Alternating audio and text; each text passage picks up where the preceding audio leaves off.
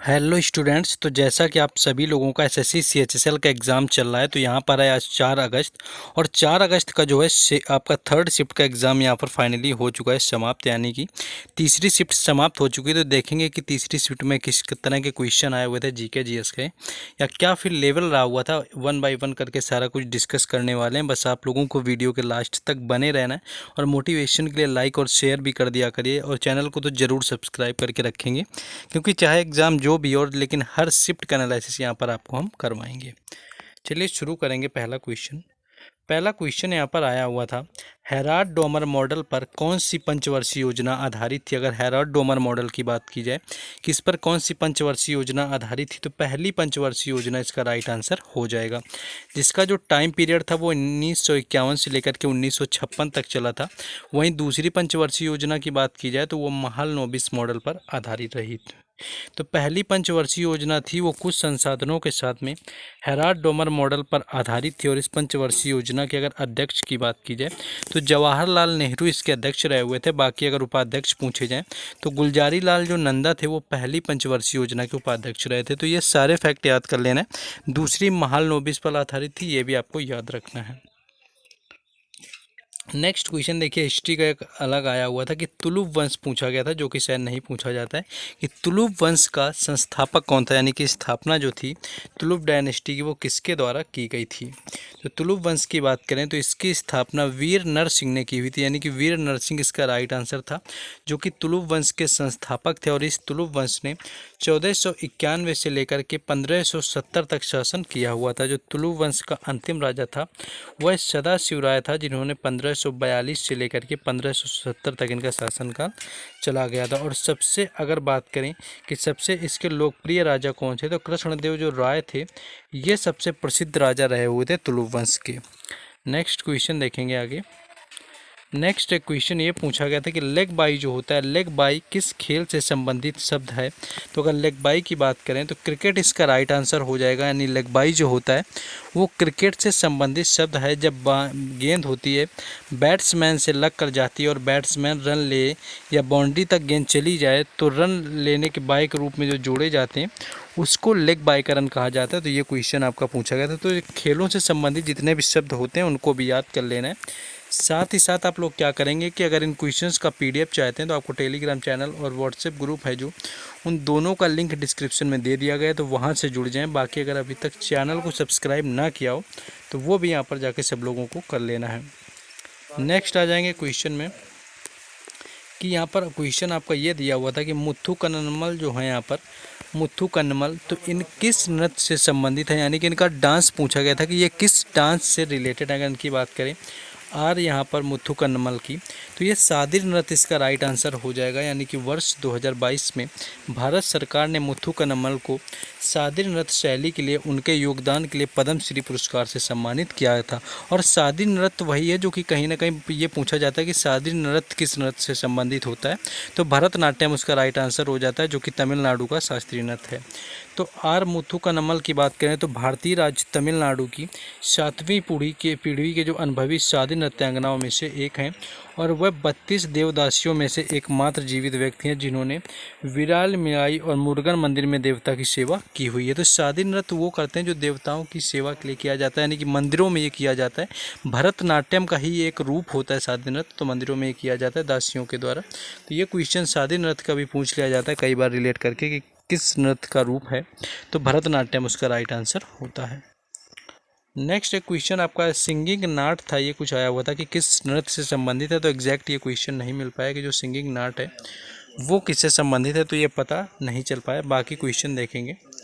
एक क्वेश्चन ये पूछा गया था कि जो शिवाजी का त्यौहार है, यानी कि शिवाजी उत्सव है, वो मनाना किसके द्वारा शुरू किया गया था। अगर इसकी बात करें तो बाल गंगाधर जो तिलक था इसका राइट आंसर था, जिन्होंने राष्ट्रीय जागरण के लिए 1894 में गणेश उत्सव और शिवाजी उत्सव मनाने की शुरुआत की हुई थी। तो यानी बाल गंगाधर तिलक थे जिन्होंने गणेश उत्सव की भी शुरुआत की हुई थी, साथ साथ ही इसके शिवाजी के उत्सव की भी शुरुआत की हुई थी। और 1895 में छत्रपति शिवाजी की जयंती शिव जयंती मनाने के लिए शिवाजी निधि समिति की स्थापना भी की हुई थी। तो बाल गंगाधर जो तिलक था यहाँ पर राइट आंसर हो जाएगा, जिनके द्वारा इसकी शुरुआत की गई थी।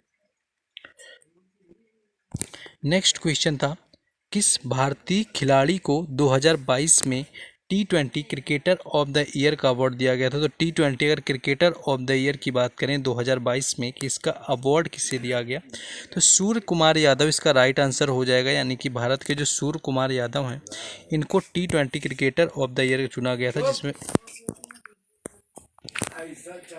तो जो सूर्य कुमार यादव यहाँ पर होता है राइट आंसर हो जाएगा, जिनको T20 cricketer of the award के लिए चुना गया था। वहीं अगर महिलाओं में बात करें तो रेणुका सिंह को इमर्जिंग प्लेयर बनी हुई थी, और जो ICC के पुरुष और महिला T20 टीम थी इन्होंने भारत के 3 खिलाड़ियों को जगह मिली हुई थी। वहीं टेस्ट क्रिकेट की बात करें तो टेस्ट क्रिकेट में सिर्फ ऋषभ पंत को जगह मिली हुई थी। तो ये क्वेश्चन यहाँ पर पूछा गया था कि T20 जो क्रिकेटर ऑफ द ईयर था 2022 का वह कौन था, तो सूर्य कुमार यादव जो है इसका राइट आंसर हो जाएगा। नेक्स्ट क्वेश्चन 2001 में कुछ आपका यहाँ पर 2001 दिया हुआ था, ये दिया हुआ था कि इनमें से किसको भारत रत्न मिल चुका है। तो एग्जैक्ट तो नहीं पता चला है, लेकिन लता मंगेशकर जी को है 2001 में जो है भारत रत्न से सम्मानित किया गया था। साथ ही साथ इनके साथ बिस्मिल्लाह खान को भी 2001 में सम्मानित किया गया था। बाकी 1999 की बात कर लें तो 1999 में सम्मानित किया गया था पंडित रविशंकर का, जो कि सितार से संबंधित हैं और सबसे अधिक ग्रैमी पुरस्कार जीते हुए हैं। अगर इनकी बात करें लता मंगेशकर से, तो एक भारतीय पार्श्व गायिका हैं जिनका जन्म जो है मध्य प्रदेश में हुआ था। इनका उपनाम जो है द नाइटिंगेल ऑफ बॉलीवुड के नाम से होता है। तो कला के क्षेत्र में उन्होंने वर्ष 2001 में भारत रत्न दिया गया था। तो इससे अगर रिलेटेड पूछा गया था तो आपका हो जाएगा। नेक्स्ट क्वेश्चन था कि वांगला महोत्सव किस जनजाति के द्वारा मनाया जाता है। वांगला महोत्सव की बात कर लें अगर कि वांगला महोत्सव जो था वो किस जनजाति के द्वारा मनाया जाता है, तो अगर वांगला फेस्टिवल की हम बात कर लेंगे तो सबसे पहली चीज़ तो होता है कि ये मेघालय राज्य का त्यौहार होता है, और जो वांगला महोत्सव होता है मेघालय में मनाया जाता है। और इसके बाद अगर इसकी बात करें जनजाति की, तो गारो जनजाति जो है इसका राइट आंसर हो जाएगा, जो कि गारो जनजाति के द्वारा इसको मनाया जाता है। तो जनजाति के द्वारा मेघालय में इसको मनाया जाता है, गारो जनजाति के द्वारा मनाया जाता है। और इसके अनुसार क्या होता है कि सूर्य देवता के सम्मान में इस त्यौहार को आयोजित किया जाता है। तो गारो जनजाति इसका यहाँ पर राइट आंसर हो जाएगा। नेक्स्ट आगे हम लोग देखेंगे क्वेश्चन कौन सा पूछा गया था।